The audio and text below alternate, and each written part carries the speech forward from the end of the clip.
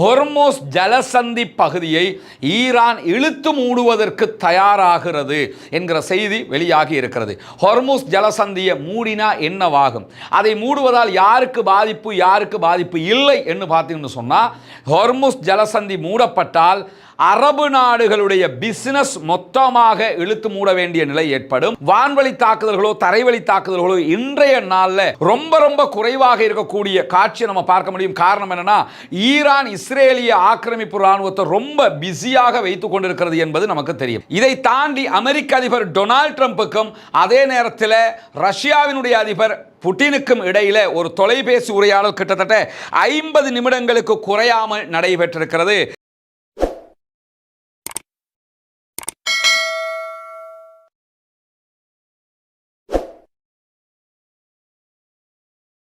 அன்பிற்கினிய சகோதர சகோதரிகளின் நம் அனைவர் மீதும் ஏக இறைவனுடைய அமைதியும் கருணையும் உண்டாகட்டுமாக என்கிற உயரிய பிரார்த்தனைகளோடு, பாலஸ்தீனத்தினுடைய காசா பகுதிகளில் என்னவெல்லாம் நடக்கிறது என்கிற செய்திகளோடு, தற்போது இஸ்ரேலுக்கும் ஈரானுக்கும் இடையிலே ஏற்பட்டிருக்கக்கூடிய இந்த பயங்கரமான நிலை தொடர்பான செய்திகளையும் இன்றைக்கு 617வது நாளுடைய இன்றைய வீடியோவில் நம்ம பார்க்க இருக்கிறோம். இன்றைக்கு வெளியாகி இருக்கக்கூடிய காசா பற்றிய செய்திகளை பொறுத்தவரையில், காசா இஸ்ரேலிய ஆக்கிரமிப்பு ராணுவம் நடத்தி வரக்கூடிய தாக்குதல்களில் இன்றைய 24 மணி நேரங்களுக்குள்ளாக சுமார் 58 அப்பாவிகள் கொல்லப்பட்டிருக்கிறார்கள், ஷஹீதாகி இருக்கிறார்கள் என்கிற செய்திகள் வெளியாகி இருக்கிறது.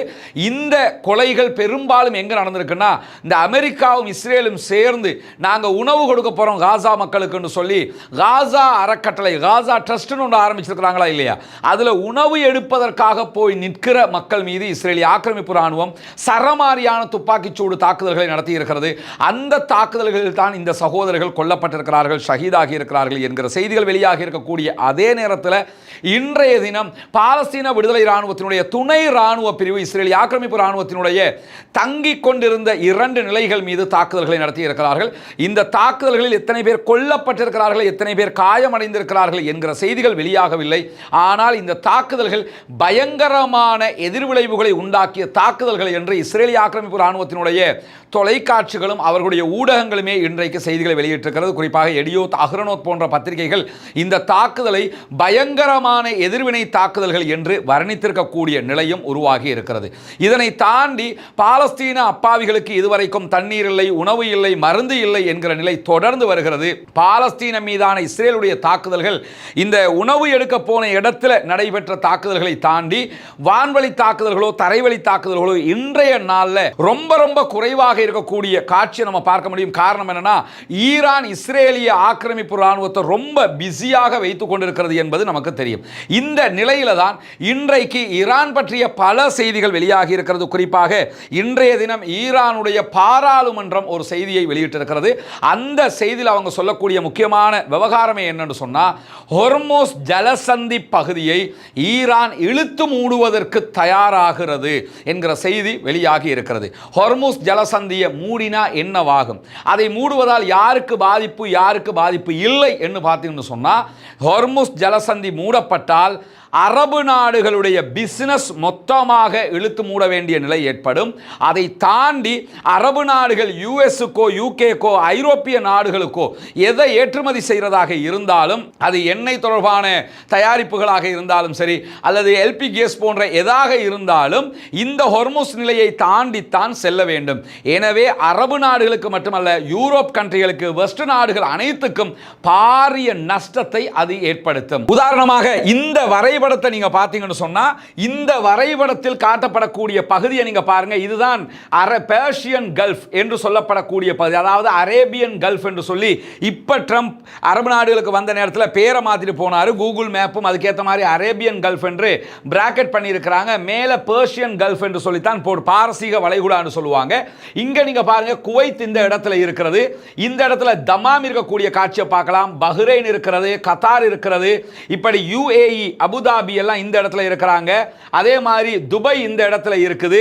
இப்படி எல்லா நாடுகளும் எல்லா பகுதிகளும் இந்த பகுதிகளில் தான் இருக்குது. இங்க நீங்க பார்க்கலாம் மஸ்கட், ஓமானுடைய தலைநகர் இருக்கக்கூடிய காட்சிகளை நீங்க பார்க்க முடியும். இதே நேரத்தில் இந்த பகுதியை பார்த்தீங்கன்னு சொன்னா, இது முழுவதுமே ஈரான். இது எல்லாமே அரபு நாடுகளுடைய பகுதிகளாக இருக்கிறது. இது முழுவதுமே ஈரான ஈரானாக இருக்கிறது. ஈரானுடைய ஷிராஸ் மாநிலம் இங்கே இருக்குது, பந்தர் அப்பாஸ் இந்த இடத்துல இருக்குது, இது மினாப் இந்த இடத்துல இருக்கிறத பார்க்கலாம். இப்படி ஈரானுடைய பகுதிகள் தான் இங்கே இருக்குது. இந்த இடத்துல ஹொர்முஸ் ஜலசந்தி என்பது இந்த பகுதி தான் ஹொர்முஸ் ஜலசந்தி. இந்த பகுதி வெறும் 2 அல்லது 3 கிலோமீட்டர்கள் நீர்ப்பரப்பை கொண்டிருக்கக்கூடிய ஒரு பகுதி. இந்த பகுதியில் ஈரான் தன்னுடைய ராணுவத்தை கொண்டு வந்து குவிச்சாங்கன்னு சொன்னா, எந்த கப்பல் போனாலும் தாக்குவோம் என்று அறிவிச்சிட்டாங்கன்னு சொன்னா, இங்கே இருக்கக்கூடிய குவைத்தாக இருந்தாலும் சவுதி அரேபியாவினுடைய பகுதிகளாக இருந்தாலும் Qatar, Bahrain, UAE, Abu Dhabi, Dubai யாராக இருந்தாலும் இவங்களால எந்த ஒரு எண்ணெய் பொருட்களையும் பெட்ரோல், டீசல், எல்பி கேஸ் எதுவாக இருந்தாலும் எதையுமே இவங்களுக்கு இந்த பகுதியால் கொண்டு போக முடியாமல் போய்விடும். இந்த பகுதியால் கொண்டு போனால் மட்டும்தான் அவங்க செங்கடல் வழியாக உள்ள நுழைஞ்சு ரெட்சி வழியாக சுயஸ் கால்வாயை தாண்டி மேற்கு நாடுகளுக்கு பிசினஸ் பண்ண முடியும். எனவே இன்றைக்கு ஈரான் இந்த பகுதியை நாங்கள் இழுத்து மூடுவோம் என்கிற எச்சரிக்கையை விடுத்திருக்கிறார்கள். அவங்க செஞ்சாங்கன்னா இஸ்ரேலுக்கு வால் பிடிக்க போன அத்தனை பேருமே மாட்டிக்கிறோம். அதனால தான் இந்த எச்சரிக்கை அவர்கள் இன்றைய தினம் விடுத்திருக்கக்கூடிய நேரத்தில் இன்றைக்கு இன்னும் பல முக்கியமான செய்திகள் வெளியாகி இருக்கிறது. குறிப்பாக சற்று நேரத்துக்கு முன்பதாக இஸ்ரேல் ஈரானுடைய புஷர் மாகாணத்தில் இருக்கக்கூடிய தெற்கு ஈரான் பகுதிகளில் இருக்கக்கூடிய கங்கன் துறைமுக பகுதிகளில் தாக்குதல்களை மேற்கொண்டிருந்தது. அங்கே இருக்கக்கூடிய ஒரு எரிவாயு வயல் மீது தாக்குதல் நடத்தி இருக்கிறது. அந்த எரிவாயு வயல் மீது நடத்தப்பட்ட தாக்குதல் தற்போது கட்டுக்குள் கொண்டு வரப்பட்டிருப்பதாக ஈரான் அறிவித்திருக்கக்கூடிய நேரத்தில் அதே புஷர் மாகாணத்தினுடைய இன்னும் ஒரு பகுதிகளிலையும் இஸ்ரேலிய ஆக்கிரமிப்பு ராணுவம் ஆளில்லா விமான தாக்குதல்களை நடத்தியதாகவும் அதை முறியடித்திருப்பதாகவும் ஈரான் அறிவித்திருக்கிறது. இதை தாண்டி அமெரிக்க அதிபர் டொனால்ட் ட்ரம்புக்கும் அதே நேரத்தில் ரஷ்யாவினுடைய அதிபர் புட்டினுக்கும் இடையில ஒரு தொலைபேசி உரையாடல் கிட்டத்தட்ட 50 நிமிடங்களுக்கு குறையாமல் நடைபெற்றிருக்கிறது. இந்த ஈரான் அதே போன்று இஸ்ரேலுக்கு இடையிலான சண்டை தொடர்பாக இந்த பேச்சுவார்த்தைகளில் மிக தெளிவாக புட்டின் ட்ரம்ப் இடத்துல சொல்லியிருக்கக்கூடிய சில செய்திகள் வெளியாகி இருக்கிறது. அதில் முதலாவது இஸ்ரேலுடைய இந்த தாக்குதல்களை தான் கண்டிப்பதாக மிக தெளிவாக விளாடிமிர் புட்டின் அவர்கள் ட்ரம்ப் இடத்துல சொல்லியிருப்பது மட்டுமல்லாமல் நடுநிலையாக பேச்சுவார்த்தை நடத்தி சமாதானத்தை உண்டாக்குவதற்கு தான் தயார், நடுநிலையாக நின்று பேசுவதற்கு தயார் என்றும் சொல்லியிருக்கக்கூடிய நேரத்தில் மேலதிகமாக என்ன சொல்லியிருக்கிறார் என்று சொன்னால், ஈரான் தன்னுடைய நாட்டை பாதுகாப்பதற்கான முழு அதிகாரமும் அவர்களுக்கு இருக்கிறது. எனவே அந்த பேச்சுவார்த்தைகள் நடத்துறதுக்கு நான் தயாராக இருக்கிறேன். நீங்க இஸ்ரேல்கிட்ட சொல்லுங்க, வேணும்னா நான் பேசி சமாதானத்தை உண்டாக்குறேன், இல்லைன்னு சொன்னா ஈரான் தாக்குதல் நடத்துவதை நிறுத்த முடியாமல் போய்விடும் என்கிற செய்திகளை இன்றைக்கு விளாடிமிர் புட்டின் சொல்லி இருக்கிறது மட்டுமல்லாம, இவங்க தான் அப்துல் ஷுக்கூர் ஏரியா பள்ளியினுடைய தலைவராக பொறுப்பாளராக இருக்கிறாங்க மஹல்லாக்கு. இவங்க வழியாகத்தான் நம்ம இந்த மக்களை அடையாளம் கண்டோம். ஆரம்பத்தில் இவங்க தான் இப்படி ஒரு பிரச்சனை இருக்குது இந்த மக்களுக்கு, முடிஞ்சதை பண்ணுங்கன்னு சொன்னாங்க. அல்ஹம்துலில்லாஹ் அவங்களோட எண்ணம் அல்லாஹ் அவங்களுக்கு அதுக்குரிய பரிபூர்ணமான கூலியை கொடுக்கணும். எந்த விதமான சுயநலனுமற்று தனக்குரிய தேவைகள் இருந்தாலும் எதையுமே கவனத்தில் கொள்ளாமல் இந்த மக்களுக்காக பண்ணுங்கன்னு சொல்லி இந்த ஏற்பாடை பண்ணி தந்தாங்க. அல்ஹம்துலில்லாஹ் இன்னைக்கு வேலை ஆல்மோஸ்ட் கம்ப்ளீட்டட் ஆகிடுச்சு. இன்னொரு சின்ன 2 வேலை மட்டும் இருக்குது. இந்த மாதம் கடைசியில் நாங்கள் வீட்டை ஒப்படைச்சிருவோம், அந்த உரிய 5 குடும்பங்களுக்கு கொடுத்துருவோம். இன்னும் 9 வீடுகள் நம்ம கட்ட இருக்குது இன்ஷா அல்லாஹ். அப்படி இருக்கிற போது தான் கொண்டு வந்த தலைவரை வீடுகளை இதுவரைக்கும் முடித்த பகுதியில் காட்டி இருக்கிறோம். இப்போ தலைவர் பார்த்துருக்கிறாரு, எப்படி இருந்துச்சு? நல்லா இருக்கு. அல்ஹம்துலில்லாஹ் அல்ஹம்துலில்லாஹ் நமக்கு கிடைச்சதை அப்படியே கொண்டு வந்து கொட்டியிருக்கோம் தலைவர், அவ்வளோதான். அல்ஹம்துலில்லாஹ் மாஷா அல்லாஹ் ரொம்ப திருப்தியாக எல்லா வேலைகளும் நடந்திருக்குது. அல்ஹம்துலில்லாஹ் சொல்லி இப்போ அந்தந்த குடும்பங்களுக்கு விரைவில் இந்த மாதத்துக்குள்ளே நம்ம அந்த வீடுகளை கையளிச்சிருவோம். கையளித்ததுக்கு பிறகு அடுத்த வீடுகளை கட்டுகிற பணிகள் இருக்குது. இந்த 9 வீடுகள் கட்டணும். இதுக்கு உதவி செஞ்ச மாதிரி எல்லோரும் அதற்கும் நீங்கள் உதவி செய்ய வேண்டும். உங்களுடைய உதவிகளை கொண்டு தான் நம்ம இதெல்லாம் பண்ணிக்கிட்டு இருக்கிறோம். அல்ஹம்துலில்லாஹ் அந்த குடும்பங்களுடைய மகிழ்ச்சி இதில் அடங்கி இருக்குது, அல்லாஹ்வுடைய திருப்பொருத்தம் நமக்கு இதில் அடங்கி இருக்குது. எனவே இதற்கு உதவி செய்திருக்கக்கூடிய அத்தனை பேருக்கும் நாங்கள் நன்றி சொல்லிக் கொள்வதோடு அல்லாஹ் உங்களுக்கு அருள் புரியணும். அதே நேரத்தில் மற்றும் இன்னும் 9 வீடுகள் இருக்குது, அதுகளை கட்டுறதுக்கும் நீங்கள் உதவி செய்யணும். ஏற்கனவே நான் சொல்லியிருந்தேன், சில சகோதரர்கள் நமக்கு இதில் 140 ரூபா அனுப்பியிருந்த ஆட்களும் இருக்கிறாங்க, ஒரு 100 ரூபா அனுப்பின ஆட்களும் இருக்கிறாங்க. அதை தாண்டி தங்களால் முடிஞ்ச அளவுக்கு தந்த சகோதரர்களும் இருக்கிறாங்க. அதுக்கு இதை சொல்ல வரேன்னா, அவங்களோட சின்ன ஒரு அமௌண்ட்டாக இருந்தாலும் இதில் வரணும் என்று அவங்க அதை இது அத்தனை பேரும் சேர்ந்து அதை செஞ்சுருக்கோம். ஒரு தனியால் செஞ்சதல்ல, அத்தனை பேரும் சேர்ந்து நம்ம இதை பண்ணியிருக்கிறோம். ரொம்ப அருமையாக பார்க்குறதுக்கு நமக்கு சந்தோஷமாக இருக்குது. எங்களுக்கு நாங்கள் எப்படி வீடு கட்டினா எப்படி கட்டுவோமோ அதே மாதிரி கட்டியிருக்கிறோம். எங்களால் முடிஞ்ச வரைக்கும் அது சரி, அல்ஹம்துலில்லாஹ். இன்ஷா அல்லாஹ் இதை பார்க்கிற சகோதரர்கள், இதற்காக உதவி செய்த சகோதரர் அத்தனை பேருக்கும் அல்லாஹ் அருள் புரியட்டும். மற்ற வீடுகளுடைய பணிகளை மீது கொடுத்ததோடு நம்ம ஆரம்பிக்க வேண்டியிருக்கு. ஏன்னா அந்த மக்களும் அடுத்த எதிர்பார்ப்போடு இருக்கிறாங்க. எனவே அதற்காக உங்களுடைய உதவிகளை வாரி வழங்குமாறு கேட்டுக்கொள்கிறேன். முன்னால் தெரிகிற நம்முடைய அக்கௌண்ட் நம்பருக்கு நீங்கள் நேரடியாகவே உங்களால் முடிந்த உதவிகளை, தான தர்மங்களை வைப்பு செய்ய முடியும். அதே நேரத்தில் சில நாடுகளிலிருந்து வைப்பு செய்ய முடியாது என்று சொல்லக்கூடிய சகோதரர்கள் முன்னால் தெரிகிற வாட்ஸ்அப் மற்றும் தொலைபேசி இலக்கத்திற்கு என்ன நீங்கள் தொடர்பு கொள்ள முடியும்.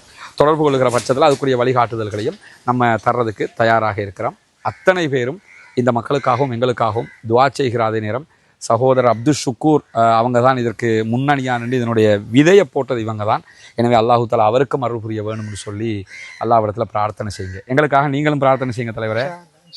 இன்ஷா அல்லாஹ் செஞ்சு கொண்டே இருக்கிறேன். அல்லாஹ் பரக்கத் செய்யட்டும் இன்ஷா அல்லாஹ். உங்களுக்கு சந்தோஷம் தானே? இப்போ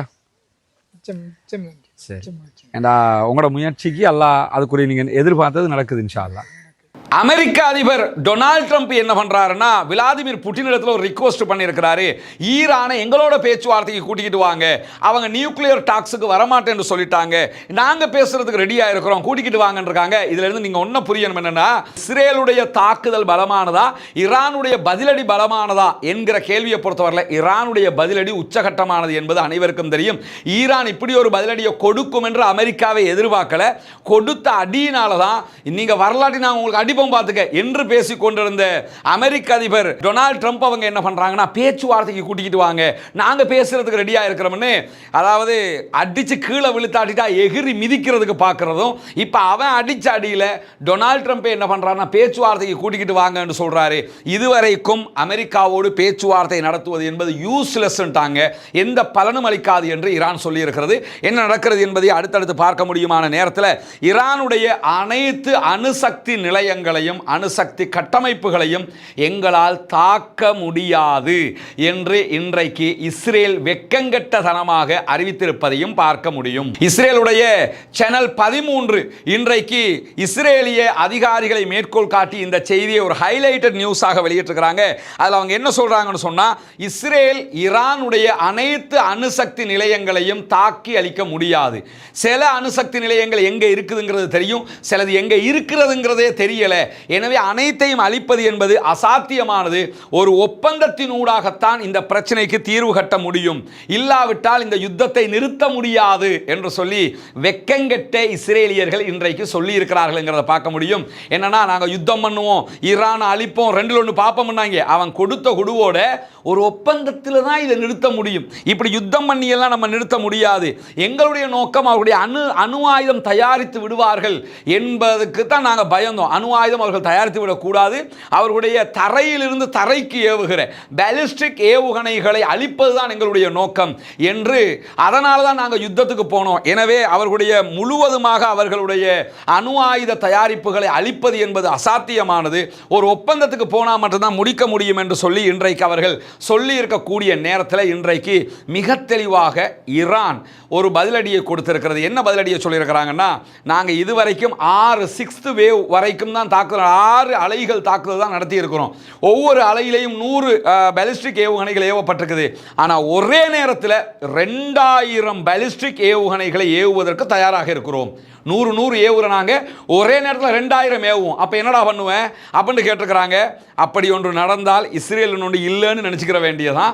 அந்த அளவுக்கு பலத்தோடு ஈரான் இருக்கிறது என்பதை சொல்லியிருப்பது மட்டுமல்லாமல், இன்றைக்கு ஈரானுடைய அதிபர் மசூத் பெசக்ஷியன் அவங்க இன்னும் ஒரு அதிரடியான பதிலடியை கொடுத்திருக்கிறார் இஸ்ரேல் விவகாரத்தில். அதில் அவர் என்ன சொல்றாருன்னா, இஸ்ரேலுடைய யாராலும் அடக்க முடியாது என்று சொல்லப்பட்ட ஆயுதங்களை நாங்கள் அடக்கி இருக்கிறோம், ரேடாருக்கு சிக்காது, எந்த தொழில்நுட்பத்துக்கும் சிக்காது என்று சொன்ன இஸ்ரேல் கையிலே வைத்திருக்கக்கூடிய அமெரிக்காவினுடைய F-35 விமானங்களை நாங்கள் சுட்டு வீழ்த்தி இருக்கிறோம். அதே நேரத்தில் அவர்களுடைய சில உளவு விமானங்கள் இருக்கிறது, ஆளில்லா விமானங்கள், இதுவெல்லாம் எந்த ஒரு உபகரணத்துக்கும் சிக்காது, ரேடாருக்கே மாட்டாது என்றெல்லாம் பீத்தி கொண்டு திரிஞ்சாங்க. அதையெல்லாம் சுட்டு சுட்டு கீழே விழுத்தாட்டிக்கிட்டு இருக்கிறோம் அப்படின்னு சொல்லி அது இஸ்ரேலுக்கே இப்போ விளங்கிருச்சு என்கிற தகவல்களை இன்றைக்கு மசூத் பெசக்ஷியன் அவங்க சொல்லி இருக்கிறது மட்டுமல்லாமல் ஜியோனிச அரசாங்கம், இஸ்ரேலிய ஆக்கிரமிப்பு அரசாங்கம் மீண்டும் மீண்டும் ஈரான் மீது தாக்குதல் நடத்த துணிந்தால் அவர்கள் எதிர்பார்க்காத அளவுக்கு சக்தி வாய்ந்த பதிலடிகளை நாங்கள் கொடுப்போம், இதுவரைக்கும் கொடுத்ததே அவர்களால் தாங்கிக் கொள்ள முடியாமல் இருக்கிறது, இன்னும் அதிகமாக நாங்கள் கொடுக்க வேண்டி வரும் என்று சொல்லி மிக கடுமையான கொடூரமான ஒரு எச்சரிக்கை இன்றைக்கு மசூத் பெசக்ஷியன் ஈரானுடைய அதிபர் சொல்லியிருக்கக்கூடிய நேரத்தில் நமக்கெல்லாம் தெரியும் இஸ்ரேலுடைய அதிபருடைய லட்சணம் என்னன்னு. ஈரான் மேலே இவ்வளவு தாக்குதல் அவங்க நடத்துகிறாங்க, ஆனால் மசூத் பெசக்ஷியன் நாட்டுக்குள்ளே தான் இருக்கிறாரு, அவர் தப்பி போகலை, அவருடைய இராணுவ தளபதிகள் 4 பேர் கொல்லப்பட்டிருக்கிறார்கள், அப்பொழுதும் அதிபர் நாட்டை விட்டு தப்பி ஓடலை. அதே மாதிரி ஆயத்துல்லா அலி ஹாமனி அவர்களுடைய ஆன்மீக குரு அவர் நாட்டை விட்டு தப்பி போகலை, அவர்களுடைய எந்த அதிகாரிகளும் நாட்டை விட்டு தப்பி போகலை, அரசியல்வாதிகளும் நாட்டை விட்டு தப்பி போகலை. ஆனால் பெஞ்சமின் நெத்தன்யாகு ஈரான் தாக்குதல் நடத்த போகிறது என்று தெரிந்ததோடு என்ன பண்ணிட்டாருன்னு கேட்டா கிரீஸுக்கு தப்பி ஓடிட்டார். ஏதென்ஸ்ல அவருடைய விமானம் தரங்கி இருக்கிறது. இப்ப ஏதென்ஸ்ல இருந்துக்கிட்டா வீரவசனம் பேசுறாரு. நாங்கள் என்ன பண்ணுவோம் தெரியுமா, அது செய்வோம் தெரியுமா, இது செய்வோம் தெரியுமான்னு சொல்லி எங்க நின்றுக்கிட்டு வீரவசனம் பேசுறாருன்னா ஏதென்ஸ்ல நெத்தனியாகு இஸ்ரேல்ல இருந்துக்கிட்டு பேசல, அங்க கிரீஸ்ல உட்கார்ந்துக்கிட்டு வீரவசனங்களை பேசிக்கிட்டு இருக்கிறார். அவர்கள் லட்சணம் என்னங்கிறது அந்த நாட்டுக்காரங்களுக்கே இப்ப புரிஞ்சிருக்கும். அவன் மட்டும்தான் வீரவசனம் பேசுறான்னு சொல்லி பார்த்தீங்கன்னு சொன்னா ஈரானுடைய தாக்குதல்களுக்கு பயந்து இஸ்ரேலுடைய பென் குரியன் விமான நிலையம் மொத்தமாக கால வரையறையின்றி இழுத்து மூடப்பட்டிருக்கிறது. எல்லா விமானங்களையும் ரத்து பண்ணிட்டாங்க, இழுத்து மூடி இருக்கிறாங்க. அது மட்டுமல்லாமல் எந்த அளவுக்கு அவர்கள் ஈரானுடைய தாக்குதலுக்கு அஞ்சுகிறார்கள் என்று சொன்னால் மீண்டும் விமான நிலையம் எப்போது திறக்கப்படும் என்கிற தகவல்கள் கிடையாது. நேற்று காலையிலேயே 6:30 மணிக்கெல்லாம் ஆளே இல்லாமல் முதல் கட்டமாக 27 விமானங்கள் நாட்டை விட்டு பயணித்திருக்கிறது. அதற்கு பிறகு 13 விமானங்கள் நாட்டை விட்டு பயணித்திருக்கிறது. இந்த விமானங்கள் அனைத்தும் சைப்ரஸ், கிரீஸ், அதே போன்று அமெரிக்கா, இந்த 3 நாடுகளில் தரையிறங்கி இருக்கின்றன. ஆளே இல்லாம, ஏன்னா அடிக்கிற அடியில் விமானங்கள் நாசமா போயிடக்கூடாதுல்ல, அதுக்காக வேண்டி மக்கள் எத்தனை பேர் செத்தாலும் அவனுக்கு பிரச்சனை இல்லை, விமானங்களுக்கு எதுவும் நடந்துடக்கூடாதுன்னு விமானங்களை எல்லாம் நாங்கள் வேற இடத்துக்கு மாற்றிட்டோம், நாங்கள் ஈரானை துவம்சம் பண்ணுவோம், அப்படி செய்வோம், இப்படி செய்வோம்னு நீங்கள் சொல்கிற பீத்தல் அளவுக்கு இருக்குமாக இருந்தால் எதுக்கு இந்த விமானத்தை கூட வேற நாட்டுக்கு மாற்றுறான்? அவ்வளவு பயம். ஏன்னா விமான நிலையம் வரைக்கும் தாக்குகிற பலம் ஈரானுக்கு இருக்கு. இவங்க தான் இந்த லட்சணம்னு பார்த்தா ஜெர்மனுடைய அறிவிப்பை நீங்க பார்த்தீங்கன்னா ஜெர்மன் என்ன பண்றான்னா எங்களுடைய முப்படைகளையும் தயார் நிலையில் வைத்திருக்கிறோம்ங்கிறான். எதுக்கு? ஈரானோட சண்டை பிடிக்கிறதுக்கு இல்லை. ஜெர்மனில் இஸ்ரேலுடைய இராணுவ தளம் இருக்கிறது. எனவே அந்த இராணுவ தளத்தை இலக்கு வைத்து ஈரான்காரன் அடிச்சிருவான், அப்படி அடிச்சா அதை தடுக்கிறதுக்கு நாங்கள் தயாராக இருக்கிறோம் அப்படிங்கிறாங்க.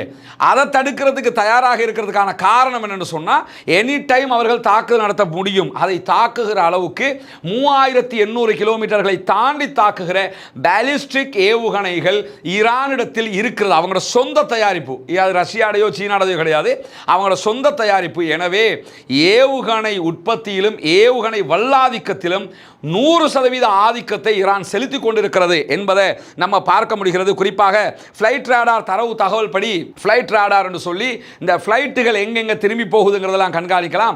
நேற்று காலை வரைக்கும் பார்த்தீங்கன்னா இஸ்ரேலுக்கு எந்த விமானம் வராமல் வந்தது எல்லாமே திரும்பி போனதை நீங்கள் பார்க்க முடியும். நான் ஏற்கனவே சொன்ன மாதிரி 27 விமானங்கள், பிறகு 13 விமானங்கள் என்று எல்லா விமானங்களும் சைப்ரஸுக்கும் கிரீஸுக்கும் அமெரிக்காவுக்கும் திருப்பி அனுப்பப்பட்டிருக்கின்றன என்கிற நிலையில் இன்றைக்கு F-35 விமானங்களிலிருந்து தப்பிய விமானத்தை சுட்டு வீழ்த்திட்டாங்க ஈரான். அதில் 3 விமானங்கள் F-35 விமானங்கள் 3ஐ ஈரான் சுட்டு வீழ்த்தி இருக்கிறது. அதிலே ஒரு விமானிக்கு என்ன நடந்தது என்பது தெரியவில்லை. மீதி 2 விமானிகளும் பாராசூட்டில் தப்பினாங்க. அந்த வீடியோ எல்லாம் நேற்றே வெளியாகி இருந்தது. அந்த பாராசூட்டில் தப்பின 2 விமானிகளும் தற்போது கைது செய்யப்பட்டிருக்கிறார்கள். ஈரானுக்குள்ளே தான் போய் விழுந்தாங்க. அவங்க தற்போது சிறைப்பிடிக்கப்பட்டிருக்கிறார்கள். இது ஈரானுக்கு பெரிய பாசிட்டிவ். ஏன் பாசிட்டிவ்னு சொன்னால் இவங்களை விடுதலை பண்ணுறதுக்கே இஸ்ரேல் பலகட்ட பேச்சுவார்த்தை நடத்த வேண்டி வரும், பல சமாதான முன்னெடுப்புகளை முன்னெடுக்க வேண்டி வரும். இந்த 2 பேரும் தற்போது ஈரானுடைய அந்த கண்ட்ரோலுக்கு வந்துட்டாங்க. ஈரான் அவர்கள் 2 பேரையும் கைது செய்திருக்கிறது, பணைய கைதிகளாக வைத்துக் கொண்டிருக்கிறது என்கிற செய்திகளும் இன்றைக்கு வெளியாகி இருப்பதை நம்ம பார்க்க முடியும். எனவே ஈரான் தற்போது உச்சகட்ட தயாரிப்பு நிலையில் இருக்கிறது. எந்த நேரம் யார் தாக்கினாலும் அவர்களுக்கு பதிலடி கொடுக்கப்படும் என்பதை தாண்டி இன்றைக்கு ஈரானுடைய அரசாங்கம் இன்னும் ஒரு அதிரடியான நடவடிக்கையும் அறிவித்திருக்கிறது. என்னன்னா எங்களுக்கும் இஸ்ரேலுக்குமான சண்டை இது. இந்த சண்டையில் இஸ்ரேலை பாதுகாக்கும் விதமாக எந்த அரபு நாடு குறுக்கே வந்தாலும் அவர்களுக்கும் அடிப்போம் அப்படின்னு இருக்கிறாங்க. குறிப்பாக அப்படி அடிக்கிறேன்னு முடிவெடுத்தானா முதல்ல வாங்கி கட்ட போகிறது அப்துல்லாவா தான் இருக்கும். தானுடைய மன்னர் இரண்டாம் அப்துல்லா இருக்கிறானா இல்லையா, இந்த குரூப் தான் அடி வாங்கும். ஏன்னு கேட்டால் அவங்க தான் முதல்ல வான்பரப்பை மூடுகிறோம், விமானத்தை தடுப்போம், அதை தடுப்போம், இதை தடுப்போம்னு உடனே இஸ்ரேல்காரனுக்கு ஜால்ரா அடிக்கிறது. அவங்களுக்கு சேர்த்து தான் சொல்லியிருக்கிறாங்க, யாராவது இதுக்கு குறுக்க வந்தீங்கன்னா உங்களுக்கு சேர்த்து நாங்கள் அடிப்போம், கண்டிப்பாக விடமாட்டோம் அப்படின்னு சொல்லியிருக்கிறாங்க. எனவே மீண்டும் இப்போ நடத்தியிருக்கக்கூடிய தாக்குதலை பொறுத்தவரையில் இஸ்ரேல் நடத்தியிருக்கிற தாக்குதல் மிக குறைவான தாக்குதல் தான். ஆனால் சற்று நேரத்துக்கு முன்பதாக அல் ஜசீரா ஒரு செய்தியை வெளியிட்டிருக்கிறாங்க. தற்போது இஸ்ரேலுடைய சில தாக்குதல் விமானங்கள் கிழக்கு பகுதியை நோக்கி பயணிப்பதாக சொல்லியிருக்கிறார்கள். அப்படி ஏதாவது வான்வழி தாக்குதல்களை இஸ்ரேல் மீண்டும் ஈரான் மீது நடத்துமாக இருந்தால் மீண்டும் ஈரான் நடத்தக்கூடிய தாக்குதல் படு பயங்கரமாக இருக்கும் என்பதை அத்தனை பேரும் புரிந்து கொள்ள முடியும். ஏன்னா அவங்க அடிச்சா இவங்க அடிக்கிறாங்க. ஈரான் என்ன சொல்றாங்கன்னா, நீ அடிச்சா அடிப்பேன், நீ அடிக்காத வரைக்கும் உனக்கு பாதுகாப்பு, நீ அடிச்சனா விட மாட்டேன்னு இருக்கிறாங்க. எனவே இவர்கள் தாக்குவதற்கு பல வாய்ப்புகள் இருக்கிறது. இரவு நேரத்தில் அப்படி ஏதும் தாக்குதல்கள் நடந்தால் உடனடியாக அந்த செய்திகளையும் உங்களுக்கு கொண்டு வந்து தருவதற்கு தயாராக இருக்கிறோம். பாலஸ்தீனம் வெற்றி பெற வேண்டும், பாலஸ்தீனம் சுதந்திரம் அடைய வேண்டும், பாலஸ்தீன மக்கள் நம்மை போன்ற நிம்மதியானவர்களாக மாற வேண்டும், வாழ வேண்டும் என்கிற உயரிய பிரார்த்தனைகளோடு பாலஸ்தீன அப்பாவிகளுக்காக பிரார்த்திக்கிற அதே நேரத்தில் பாலஸ்தீன அப்பாவிகளுக்கு எதிராக செயல்பட்டு வரக்கூடிய, உலகம் முழுவதும் நாசகார செயலில் ஈடுபட்டு வரக்கூடிய இஸ்ரேலிய ஆக்கிரமிப்பு இராணுவத்திற்கு எதிராக குனூத்து நாசிலாவை ஓதுவதற்கு மறந்து விடாதீர்கள் என்கிற உயரிய கோரிக்கையும் இந்த இடத்துல முன்வைத்துக் கொள்கிற அதே நேரத்தில் பாலஸ்தீன மக்களுக்காக வேண்டி ஒவ்வொரு நாளும் ஜனநாயக ரீதியாக குரல் எழுப்புவோமாக என்கிற கோரிக்கையும் இந்த இடத்துல முன்வைத்து முடித்துக் கொள்கிறேன். வாஹ்ரத் அவ்வானா அல்ஹம்துலில்லாஹி ரப்பில் ஆலமீன்.